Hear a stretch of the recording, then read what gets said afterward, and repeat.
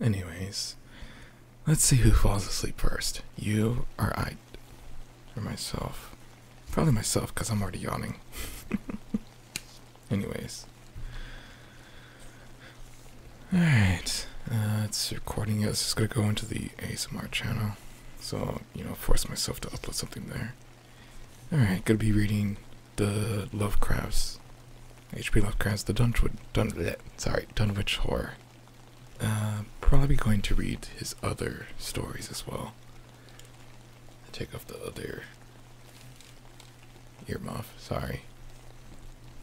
And other stories that people would want me to read. Either I have permission to, or they're public domain. So, I don't get in trouble.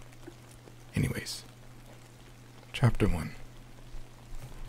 When a traveler in north central Massachusetts takes the wrong fork at the junction of the Aylesbury Park, just beyond Dean's Corners, he comes upon a lonely and curious country. The ground gets higher, and the briar-bordered stone walls press closer and closer against the ruts of the dusty, curving road.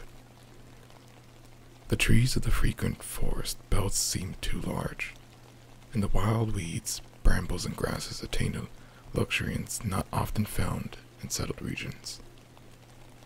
At the same time, the planted fields appear singularly few and barren, while the sparsely scattered houses wear a surprisingly uniform aspect of age, squalor, and dilapidation. Without knowing why, one hesitates to ask directions from the gnarled, solitary figures spied now and then on crumbling doorsteps or on the sloping, rock-strewn meadows. Those figures are so silent and furtive that one feels somehow confronted by forbidden things with which it would be better to have nothing to do. When a rise in the road brings the mountains in view above the deep woods, the feeling of strange uneasiness is increased. The summits are too rounded and symmetrical to give a sense of comfort and naturalness. And sometimes the sky silhouettes with special clearness the queer circles of tall stone pillars with which most of them are crowned. Gorges and ravines of problematical depth intersect the way, and the crude wooden bridges always seem of dubious safety. When the road dips again, there are stretches of marshland that one instinctively dislikes, and indeed almost fears at an evening with unseen whippoorwills chattering. The fireflies come out in abnormal profusion to dance to the raucous, creepily insistent rhythms of stridently piping bullfrogs. Again, I'm sorry if I mispronounce words, because a lot of these are the first times I'm seeing these, so. The thin, shining line of the Miskatonic's upper reaches has an oddly serpent-like suggestion as it winds close to the feet of the domed hills among which it rises. As the hills draw nearer, one heeds their wooded sides more than their stone-crowned tops. Those sides loom up so darkly and perceptually that one wishes they would keep their distance, but there is no road by which to escape them. Across a covered bridge, one sees a small village, huddled between the stream and the vertical slope of Round Mountain, and wonders at the cluster of the rotting gambrel roofs, bespeaking an earlier architectural period than that of the neighboring region. It is not reassuring to see, on a closer glance, that most of the houses are deserted and falling to ruin, and that the broken steepled church now harbors that once so vainly mercantile establishment of the hamlet.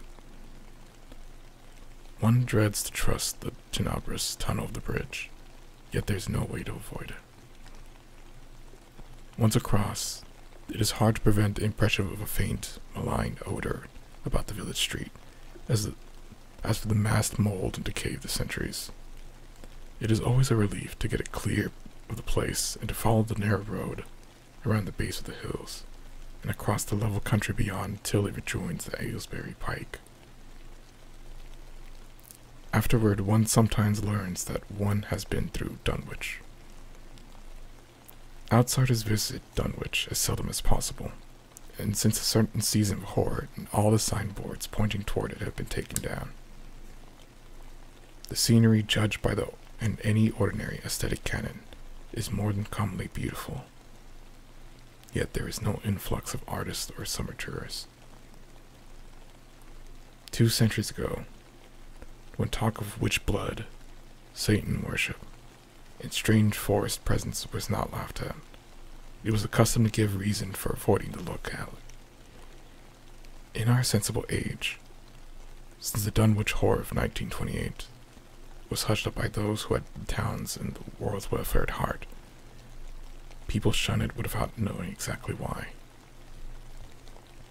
Perhaps one reason, though it cannot apply to uninformed strangers, is that the natives are now repentantly decadent, having gone far along the path of retrogression so common in many New England backwaters. They have come to form a race by themselves, with the well-defined mental and physical stigmata of degeneracy and inbreeding. The average of their intelligence is woefully low, whilst their annals reek of overt viciousness and half-hidden murders, incest, and deeds of almost unnameable violence and perversity. The old gentry, representing the 2 or 3 armigerous families which came from Salem in 1692, have kept somewhat above the general level of decay, though many branches are sunk into the sordid populace so deeply that only their names remain as a key to the origin they disgrace. Some of the Whateleys and bishops still send their eldest sons to Harvard and Miskatonic, though those sons seldom return to the moldering gambrel roofs under which they and their ancestors were born. No one, even those who have the facts concerning the recent horror, can say just what is the matter with Dunwich. The old legends speak of the unhallowed rites and conclaves of the Indians, amidst which they call forbidden shapes of shadow out of the great rounded hills, and made wild orgiastic prayers that were answered by loud crackings and rumblings from the ground below.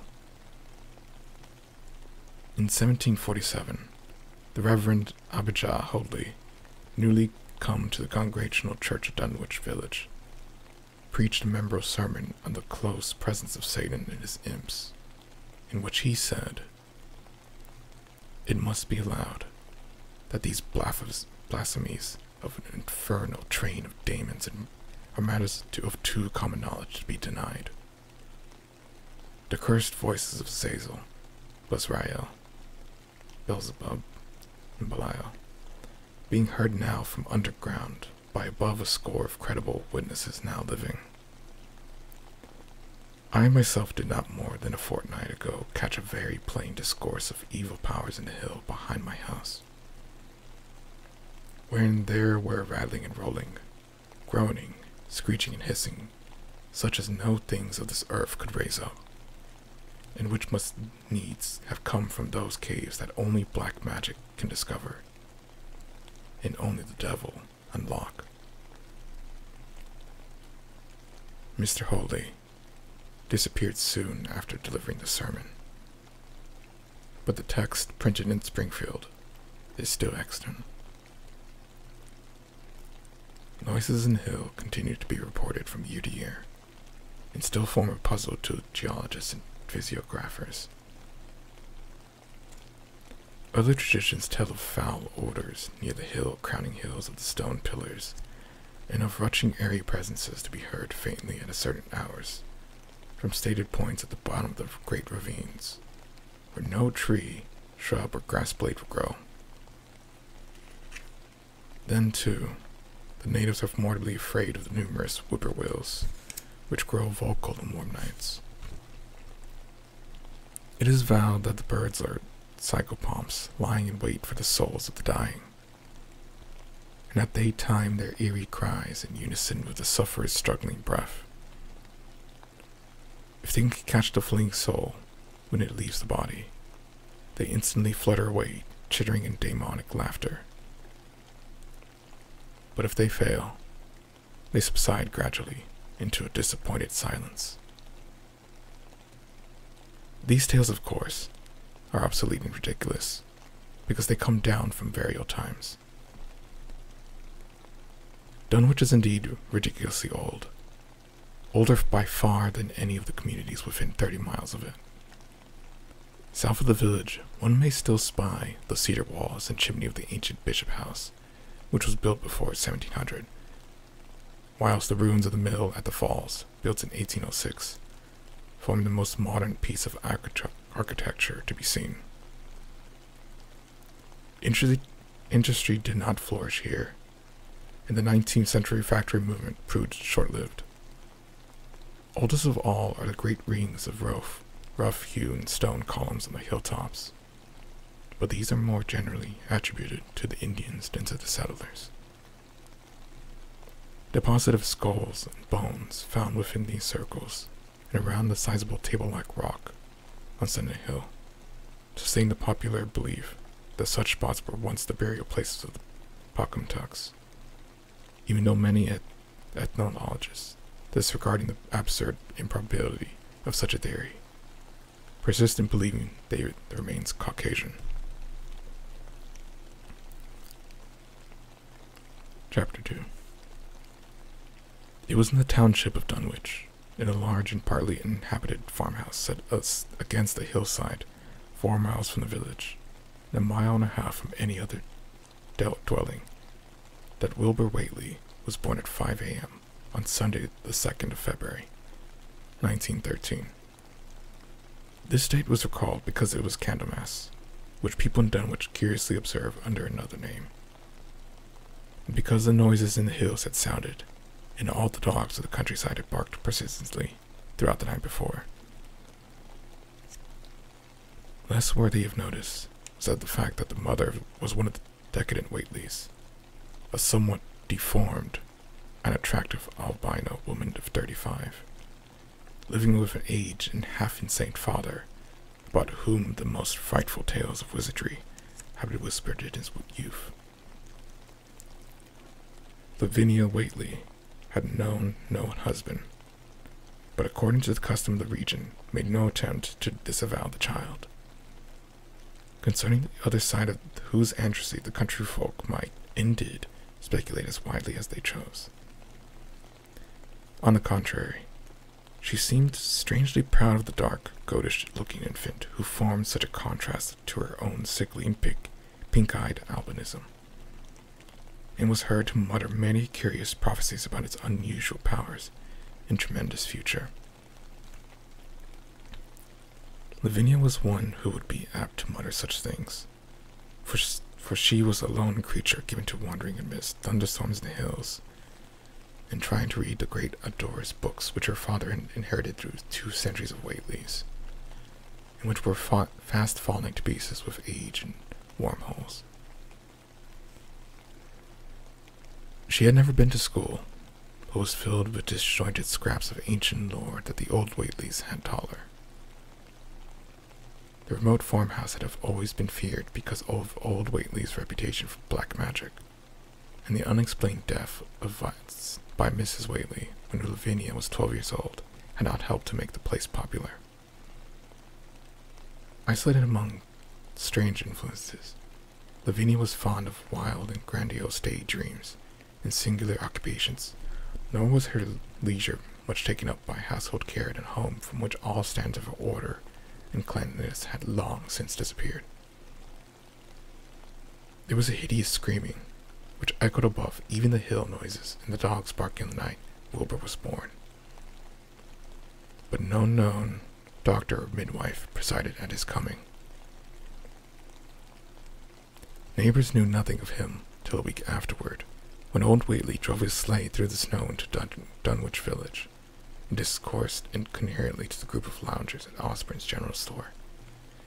There seemed to be change in the old man, an added element of furtiveness in the clouded brain which subtly transformed him from an object to a subject of fear, though he was not one to be perturbed by any common family event. Amidst it all, he shewed some trace of the pride later noticed in his daughter, and what he said of the child's paternity was remembered by many of his hearers years afterward. I'm sorry, because if I say this wrong, because I want to say it right. Let me take a drink first.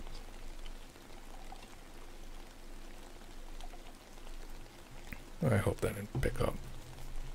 Probably should have muted myself. I don't care what folks think of Lavinia's boy. Look like his pa. He wouldn't look like nothing you expect. You needn't think the old folks is the old folks hereabouts. Lavinia's read some and he's seen some things most of ye only tell about. I calculate her man as good as a husband as you'll find in this side of Aylesbury. And Eve know none as much of the hills as I do. You wouldn't know better at church wedding nor hearing. Let me tell you something. Someday your folks hear a child of Lavinia's calling its father's name on top of a cinder hill. The only persons who saw Wilbur during the first month of his life were old Zachariah Whately, of the undecayed Whateleys, and Earl Sawyer's common-law wife, Mamie Bishop. Mamie's visit was frankly one of curiosity, and her subsequent tales did justice to her observations. But Zachariah came to lead a pair of Alderney cows which old Whately had bought of his son Curtis. This marked the beginning of a course of cattle buying on the part of small Wilbur families, which ended only in 1928, when the Dunwich herd came and went. Yet at no time did the ramshackle Whately barns seem overcrowded with livestock. There came a period when people were curious enough to steal up and count the herd that grazed precariously on the steep hillside above the old farmhouse, and they could never find more than 10 or 12 anemic, bloodless-looking specimens.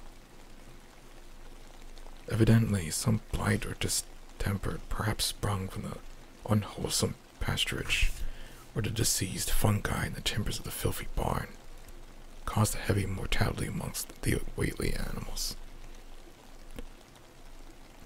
Odd wounds or sores, having something of the aspect of incisions, seemed to inflict the visible cattle, and once or twice during the earlier months, certain callers fancied that they could discern similar sores about the throats of the gray, unshaven old man, and his slatternly, crinkly-haired albino daughter. In the spring after Wilbur's birth, Lavinia resumed her customary rambles in the hills, bearing in her misproportioned arms the swarthy child. Public interest in the Whateleys subsided after most of the country folk had seen the baby, and no one bothered to comment on the swift development which that newcomer seemed every day to exhibit.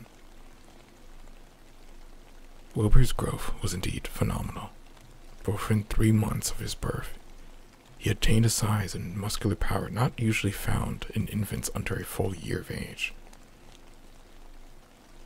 His motions and even his vocal sounds shewed a restraint and deliberateness highly peculiar in infants, and no one was really unprepared when at 7 months he began to walk, unassisted, with falterings which another month was sufficient to remove. It was somewhat after this time, on Halloween, that a great blaze was seen at midnight on the top of Sentinel Hill, where the old table-like stone stands amidst its tumulus of ancient bones.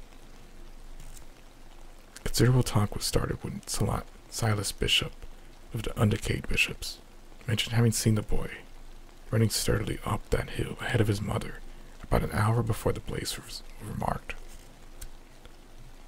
Silas was rounding up a stray heifer, but he nearly forgot his mission when his fleeting lead spied the 2 figures in the dim light of his lantern. They darted almost noisily through the underbrush, and the astonished watcher seemed to think they were entirely unclothed. Afterward, he could not be sure about the boy, who may have had some kind of fringed belt and a pair of dark trunks or trousers on. Wilbur was never subsequently seen alive and conscious of how complete and tightly buttoned or tired. This disarrangement or threatened a disarrangement of which always seemed to fill with anger and alarm. His contrast with his squalid mother and grandfather in this respect was thought very notable until the horror of 1928 suggested the most valid reasons. The next January, gossip were mildly interested in the fact that Vinny's black brat had commenced to talk, and at the age of only 11 months. His speech was somewhat remarkable, both because of its indifference from the ordinary accents of the region, and because it displayed a freedom from infantile lip-syncing, of which many children of 3 or 4 might be well proud. The boy was not talkative, yet when he spoke, he seemed to reflect some elusive element wholly unpossessed by Dunwich and its denizens. The strangeness did not reside in what he said, or even the simple idioms he used, but seemed vaguely linked with his intonation, or with the internal organs that produced the spoken sounds. His facial aspect, too, was remarkable for his maturity.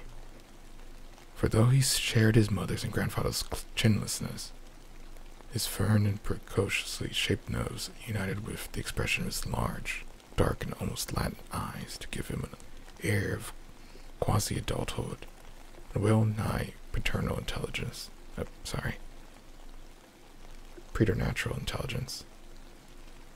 He was, however, exceedingly ugly, despite his appearance of brilliancy. There being something almost goatish or animalistic about his thick lips, large-pored, yellowish skin, coarse crinkly hair, and oddly elongated ears. He was soon disliked, even more decidedly than his mother and grandsire, and all conjectures about him were spiced with references to the bygone magic of old Whately, and how the hills once shook when he shrieked the dreadful name of Yog-Sothoth.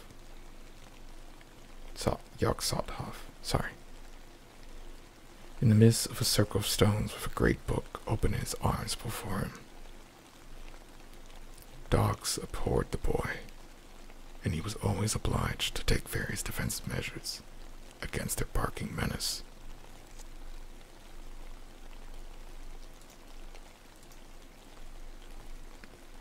Chapter 3.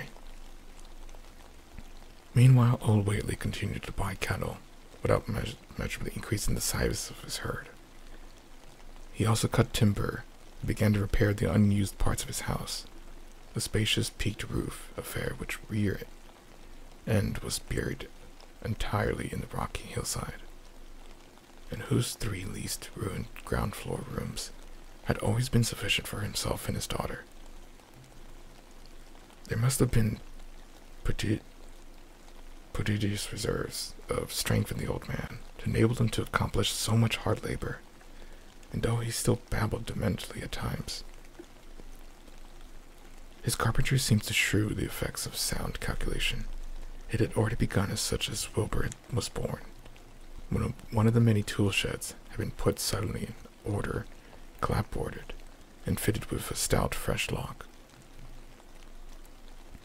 Now, in restoring the abandoned upper story of the house, he was no less thorough craftsman.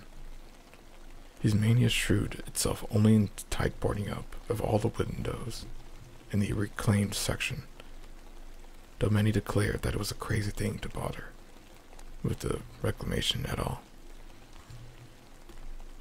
Less inexplicable was his fitting of another downstairs room for his new grandson, a room which several callers saw, though no one was ever admitted to the closely boarded up upper story. This chamber he lined up with tall, firm shelving, along with which he began gradually to arrange. apparently careful order all the rotting ancient books and parts of books, which during his day had been heaped promiscuously in odd corners of the various rooms. "I made some use of 'em," he would say, as he tried to mend a torn black-letter page with paste prepared on the rusty kitchen stove. "But the boys fittin' to make better use of 'em. He oughter have 'em as well as sort of keen, for they're going to be all his larnin'." When Wilbur was a year and 7 months old, in September of 1914, his size and accomplishments were almost alarming. He had grown as large as a child of 4, and was a fluent and incredibly intelligent talker.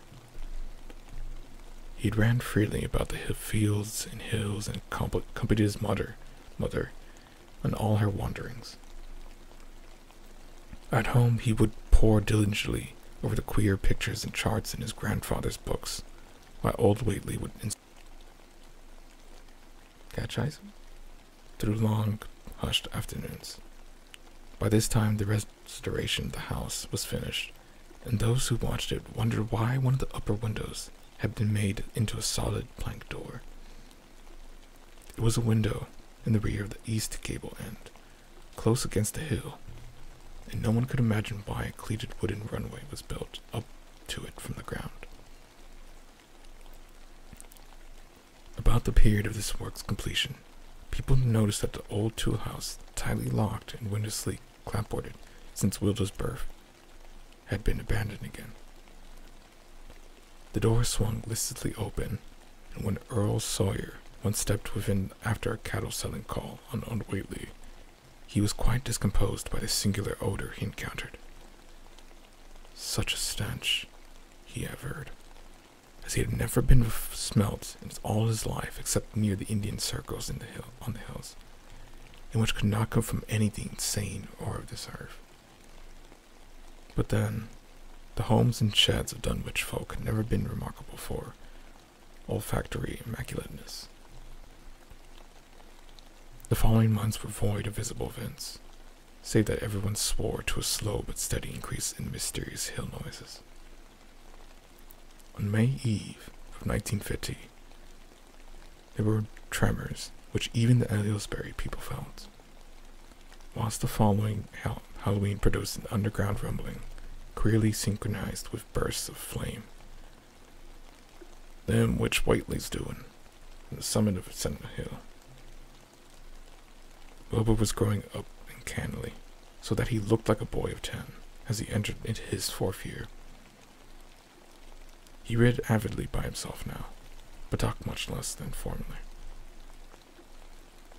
A settled taciturnity was absorbing him, and for the first time people began to speak specifically of the drawing look of evil in his goated face. He would sometimes mutter an unfamiliar jargon, and chant in bizarre rhythms which chilled the listener with a sense of unexplicable terror. The aversion displayed toward him by dogs had now become a matter of wide remark, and he was obliged to carry a pistol in order to traverse the countryside in safety.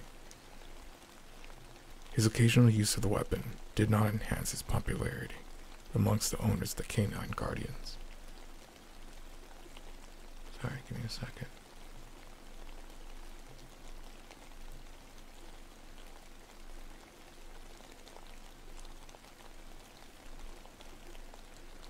The few callers at the house would often find Lavinia alone on the ground floor, while odd cries and footsteps resounded in the boarded-up second story.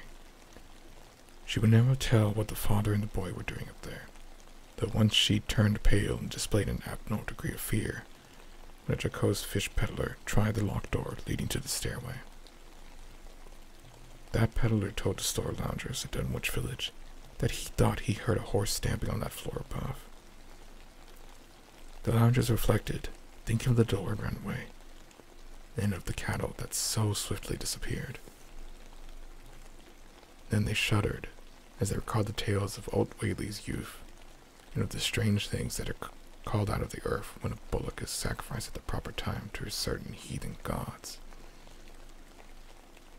for some time had been noticed that the dogs had begun to hate and fear the whole Whately place as violently as they hated and feared young Wilbur personally. In 1917, the war came, and Squire Sawyer Whately, as chairman of the local draft board, had hard work finding a quota of young Dunwich men fit even to be sent to the development camp. The government, alarmed at such signs of wholesale regional decadence, sent several officers and medical experts to investigate, conducting a survey which New England newspapers readers may still recall. It was the publicity attending this investigation which set reporters on the track of the Whateleys, and caused the Boston Globe, an Arkham advertiser, to print flamboyant Sunday stories of young Wilbur's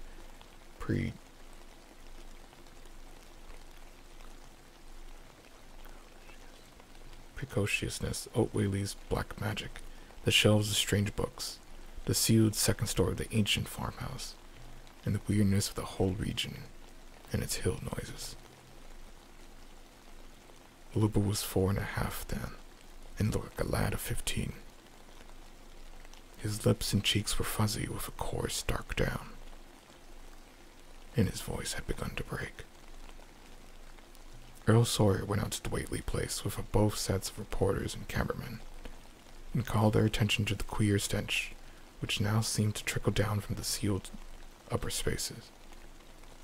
It was, he said, exactly like a smell he had found in the tool shed abandoned when the house was finally repaired, and like the faint odors which he sometimes thought he caught near the stone circles in the mountains.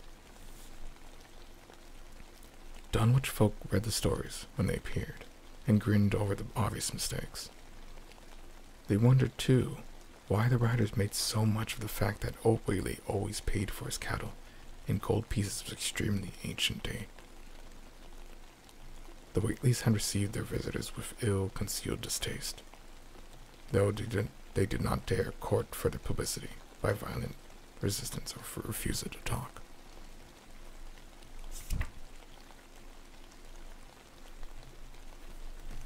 Sorry, gotta take a drink again.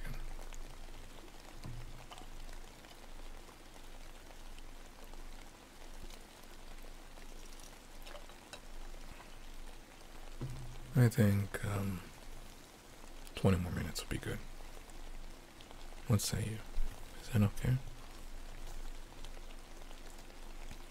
I'm probably pretty sure I'm the only one here, as always.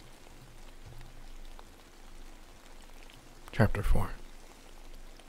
For a decade, the annals of the Whateleys sink indistinctly into the general life of a morbid community, used to their queer ways and hardened to their May Eve and All Hallows orgies. Twice a year they would light fires on the top of Sentinel Hill, at which times the mountain rumblings would occur with greater and greater violence. While at all seasons they were strange and pretentious doings at the lonely farmhouse. In the course of time, callers professed to hear sounds in the sealed upper story, even when all the family were downstairs, and they wondered how swiftly or how lingerly a cow or bullock was usually sacrificed. There was talk of a complaint to the Society for the Prevention of Cruelty to Animals, but nothing ever came of it, since Dunwich folk are never anxious to call the outside world's attention to themselves. About 1923, when Wilbur was a boy of 10, whose mind, voice, stature, and bearded face gave all the presence of maturity, a second great siege of carpentry went on the old house. It was all inside the sealed upper part, and from bits of discarded lumber, people concluded that the youth and his grandfather had knocked out all partitions and even removed the attic floor, leaving only one vast open void between the ground story and the peaked roof. They had torn down the great central chimney too, and fitted the rusty range with a flimsy outside tin stovepipe.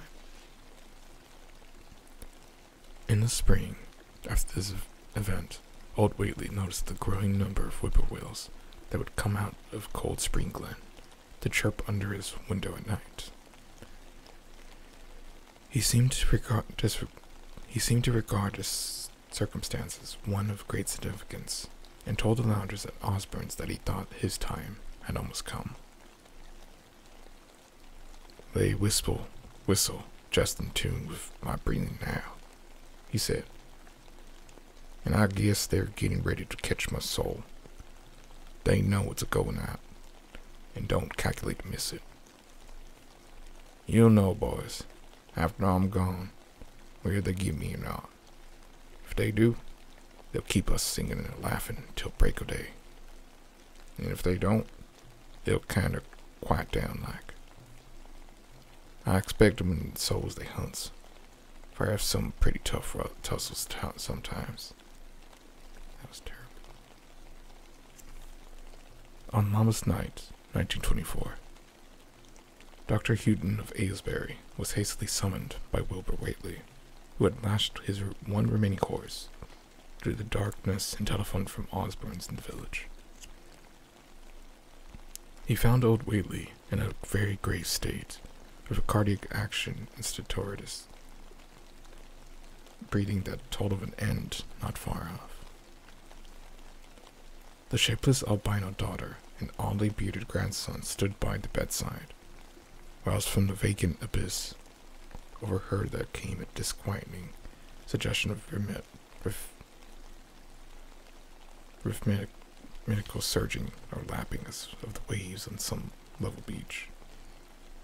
The doctor, though, was chiefly disturbed by the chattering night birds outside, a seemingly limitless legion of whippoorwills that cried their endless message in repetitions timed diabolically to the wheezing gasps of the dying man. It was uncanny and unnatural. Too much, thought Dr. Houghton. Like the whole of the region, he had entered so reluctantly in response to the urgent call. Toward 1 o'clock, old Whately gained consciousness and interrupted his wheezing to choke out a few words to his grandson.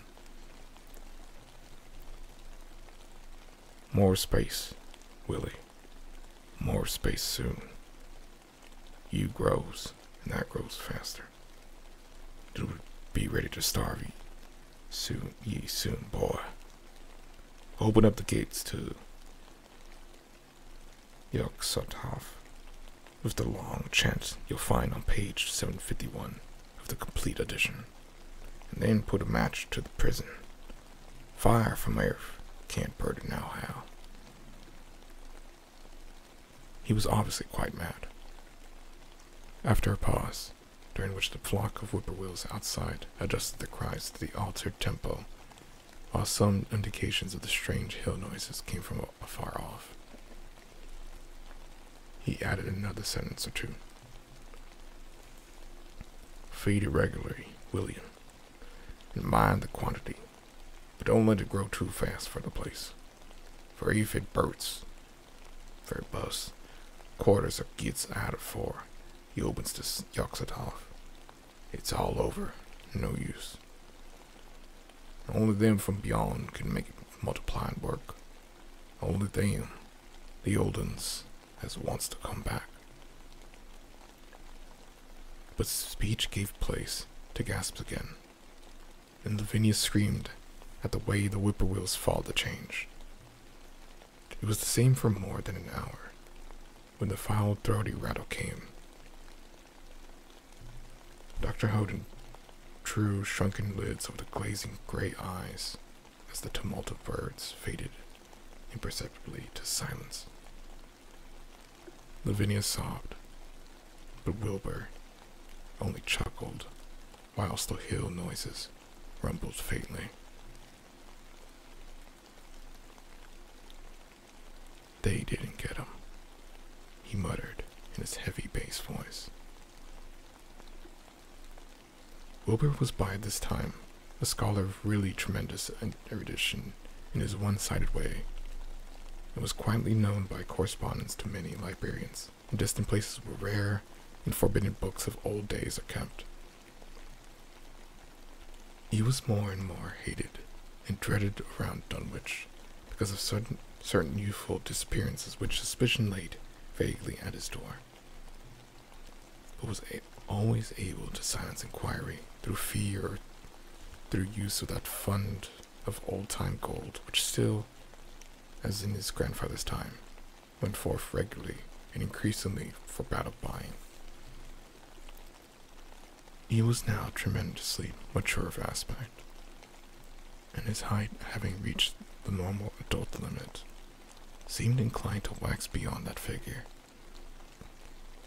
In 1925, when a scholarly correspondent from Miskatonic University called upon him one day and departed pale and puzzled, he was fully 6 3/4 feet tall. Through all the years, Wilbur had treated his half-deformed albino mother with a growing contempt, finally forbidding her to go to the hills with him on May Eve in Hallowmass. And in 1926, the poor creature complained to Mamie Bishop of being afraid of him. "There's more about him as I know them. I can tell him, Mamie," she said. "And nowadays, there more know what I know myself. I vow for God, and I don't know what he wants, nor what he's a-trying to do." That Halloween, the hill noises sounded louder than ever, and fire burned on Settlement Hill as usual. But people paid more attention to the rhythmical screaming of vast flocks of unnaturally belated whippoorwills, which seemed to be assembled near the unlighted Whately farmhouse. After midnight, their shrill notes burst into a kind of pandemonium.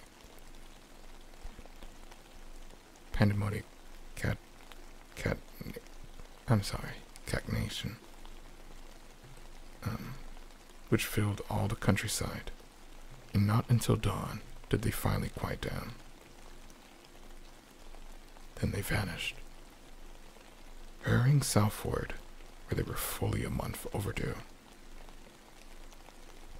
What this meant, no one could quite be certain until later. None of the country folk seemed to have died. Poor Lavinia Whately, the twisted albino, was never seen again.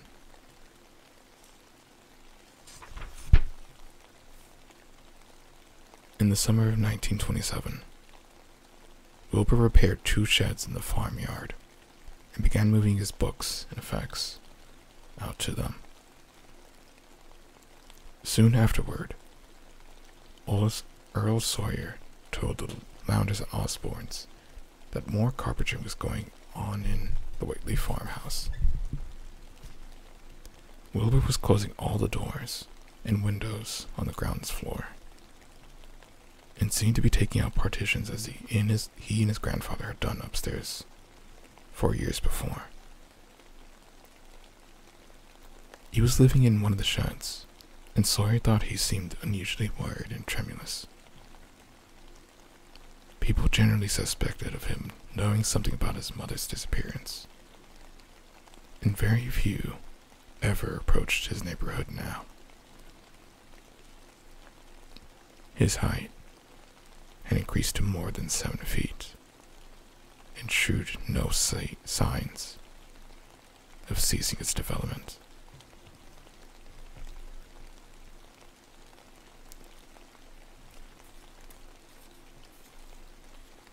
I'm trying to turn the page. I think we'll be good for another chapter.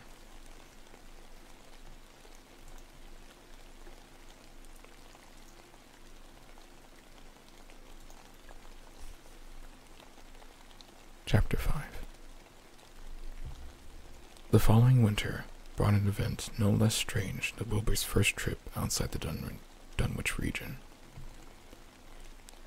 correspondence with the Widener Library at Harvard, the Bibliothèque Nationale in Paris, the British Museum, the University of Buenos Aires, and the Library of Miskatonic University of Arkham had failed to get him the loan of a book he desperately wanted.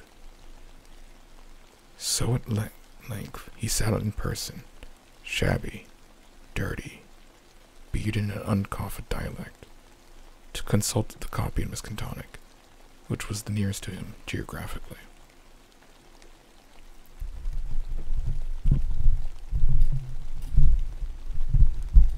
Sorry, I'm moving my mic. Give me a second.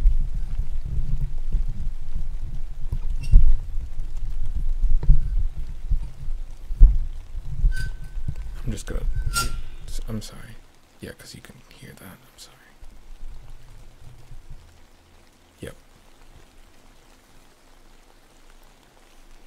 Now where was I?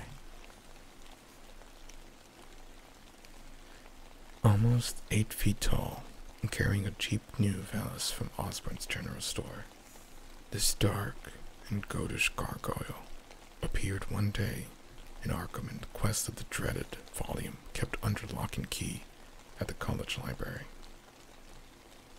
The hideous Necromonicon of the mad Arab Abdul al-Hazred and oldest Warmanist Latin version, as printed in Spain in the 17th century.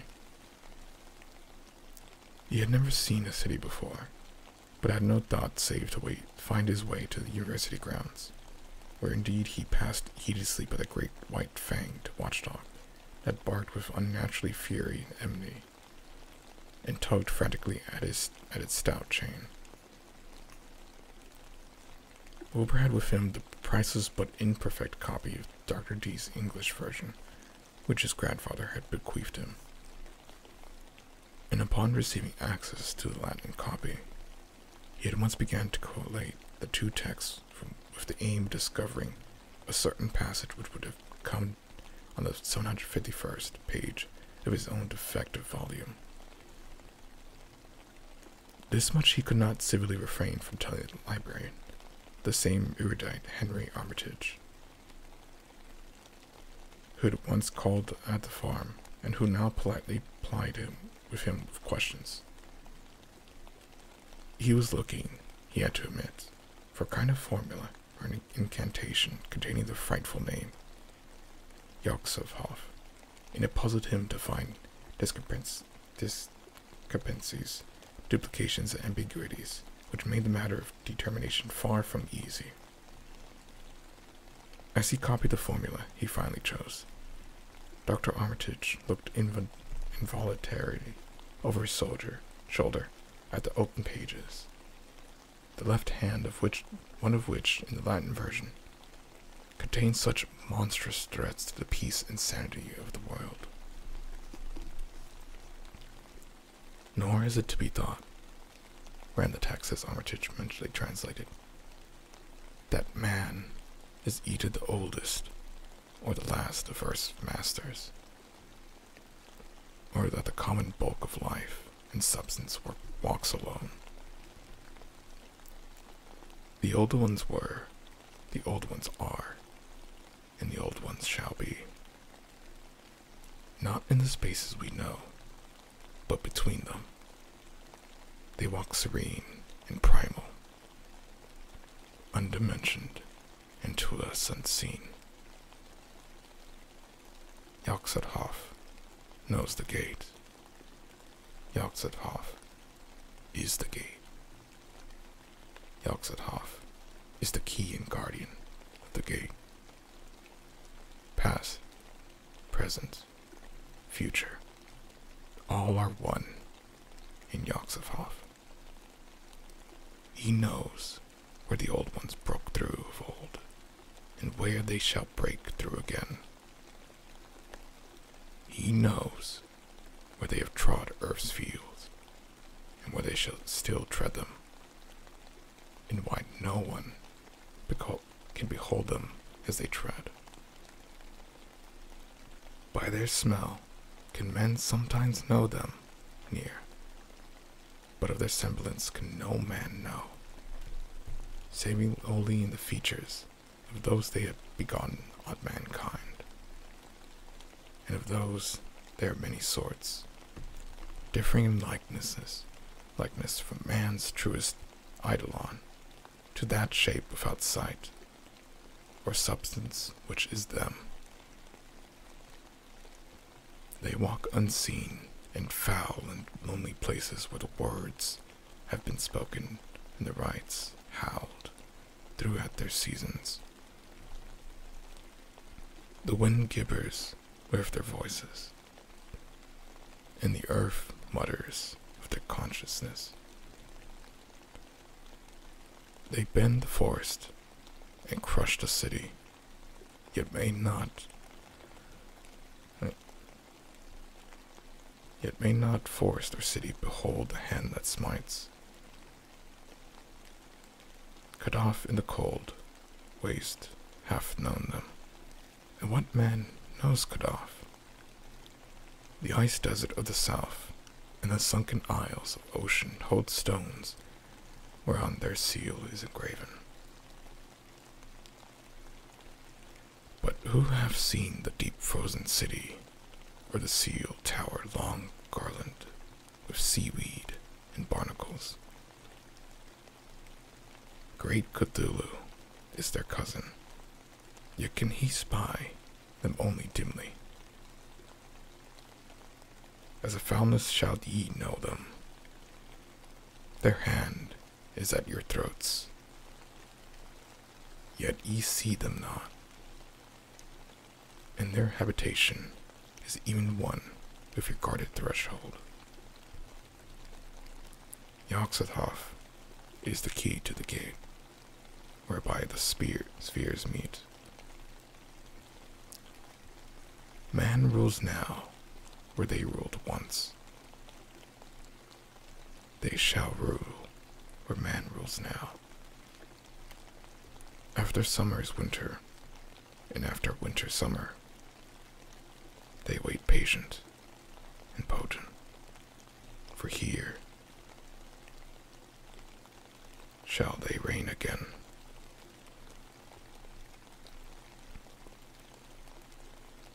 Dr. Armitage, associating what he was reading with what he had heard of Dunwich and its brooding presences, and of Wilbur Whately and his dim, hideous aura that stretched from a dubious birth to a cloud of probable matricide, felt a wave of fright as tangible as a draught of the tomb's cold clamminess.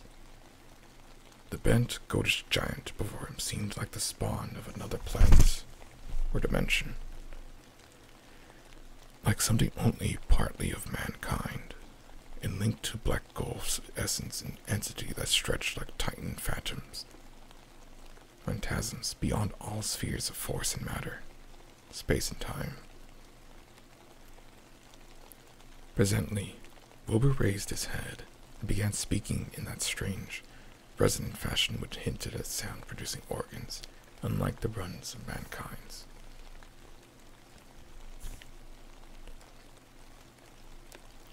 Mr. Armitage, he said, I calculate I've got to take that book home. There ain't things in it I got to try under certain conditions, but I can't get in here. And it'd be a mortal sin to let that red tape rule hold me up. Let me take it along, sir, and I swear they won't nobody know the difference. And I don't need to tell you to take a good key of it. It wasn't me that put this deed copy in the shape that it is. He stopped as he saw firm denial of the librarian's face, and his own goatish features grew crafty. Armitage, half ready to tell him he might make a copy of what parts he needed, thought suddenly of the possible consequences and checked himself. There was too much responsibility in giving such a being the key to such blasphemous outer spheres. Whately saw how things stood, and tried to answer lightly. Well, all right, if you feel that way about it. Maybe Harvard won't be so fussy as you be. And without saying more, he rose and strode out the building, stooping at each doorway. Armitage heard the savage yelping of the great watchdog and studied Whately's gorilla-like lope as he crossed a bit of campus visible from the window. He thought of the wild tales he had heard and recalled the old Sunday stories in the Advertiser. These things, and the lore he had picked up from the Dunwich rustics and villagers during his visit there. Unseen things, not of Earth, or at least not of tri-dimensional Earth, rushed forward and horrible through New England's glens, and brooded obscenely on the mountain tops. Of this he had long felt certain. Now he seemed to sense the close presence of some terrible part of the intruding horror, and to glimpse a hellish advance in the black dominion of the ancient and once passive nightmare. He locked away the Necromonicon with a shudder of disgust, but the room still reeked with an unholy and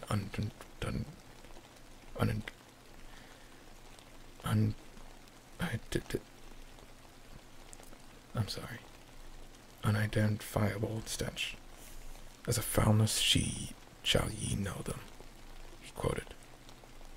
Yes, the odor was the same as that which he had sickened him at the Whately farmhouse less than 3 years before. He thought of Wilbur, goatish and ominous, once again, and laughed mockingly at the village rumors of his parentage. Inbreeding, Armitage muttered half aloud to himself. Great God, what simpletons! Shoo them, Arthur Megan's great God Pan, and they'll think of a common Dunwich scandal. But what thing, what cursed shapeless influence on or off this three-dimensional Earth was Wilbur's father? Born on Candlemas, 9 months after May Eve of 1912. When the talk of the queer earth noises reached clear to Arkham, what walked on the mountain that May night? What rude mess horror fastened itself on the world in half-human flesh and blood? During the ensuing weeks, Dr. Armitage set about to collect all possible data on Wilbur Whately and the formless presences around Dunwich. He got in communication with Dr. Houghton of Aylesbury, who had attended old Whately in his last illness, and found much to ponder over in the grandfather's last words, as quoted by the physician. The visit to Dunwich village failed to bring out much that was new, but a close survey of the Necromonicon in those parts which Wilbur had sought so avidly seemed to supply new and terrible clues to the nature, methods, and desires of this strange evil so vaguely threatening this planet.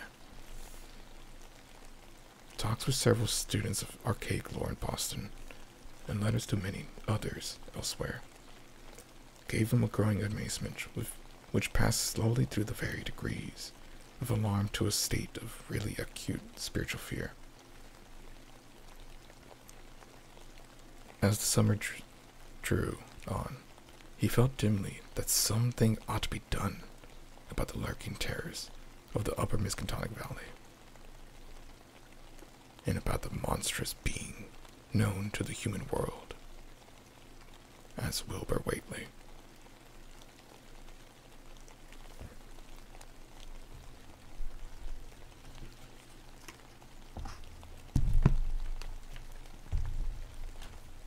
I think that's good for tonight.